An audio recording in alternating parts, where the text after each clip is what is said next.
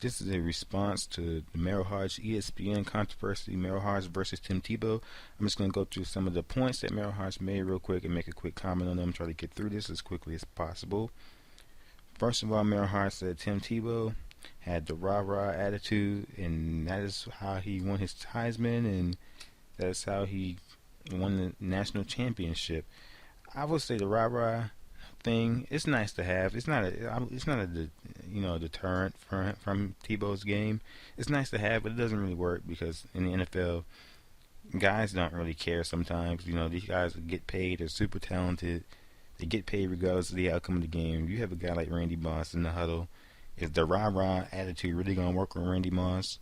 No, because Moss knows how good he is. He knows he's gonna get paid $10 million a year, regardless if we win 16 games or 0 games.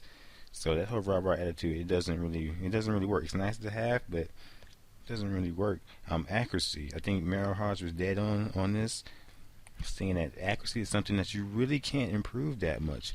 You look at Michael Vick, a great player, but he still struggles with his accuracy. Same thing with Donovan McNabb. Great players, but they still struggle with that accuracy from time to time.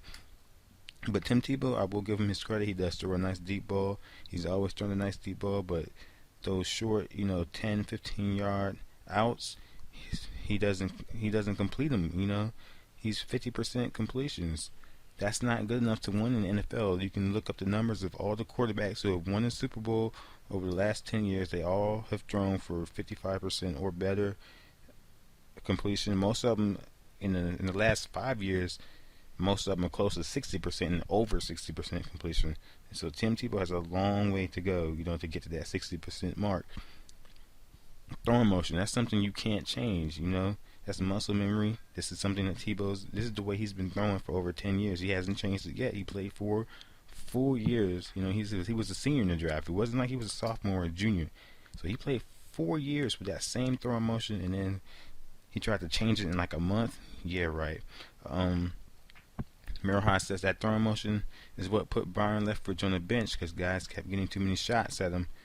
And Tim Tebow has the exact same throwing motion, but the thing is, Byron Leftwich was accurate with the balls, and he stood in the pocket, stepped up to the pressure, and he still got put on the bench. And you talking about Tebow, a guy who likes to run around and has that same slow throwing motion when he sets his feet. The ball dips below his knee.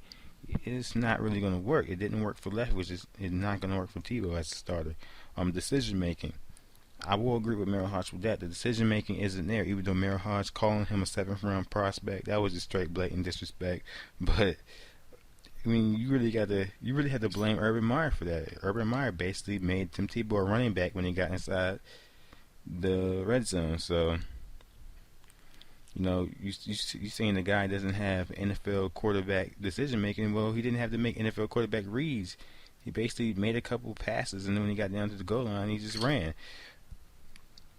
Merril Hoge says trading Orton was a PR move, that the Broncos don't really want to play Tim Tebow.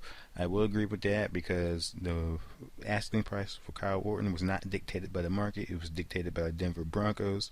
They basically said, we're not going to trade Orton unless we get what we want for him. We don't care what everybody else is going for. We don't care who's on the free agent.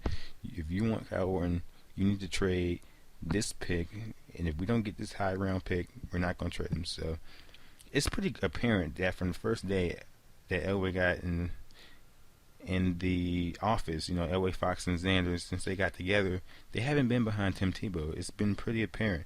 None of them have really ever came out and said Tim's the guy. They say it's in a competition. We think Tim Tebow's a good football player, not a good quarterback. So these guys, they talk around it, but anybody with 2 ears can clearly tell that these guys are like, why do we inherit this problem from Josh McDaniels?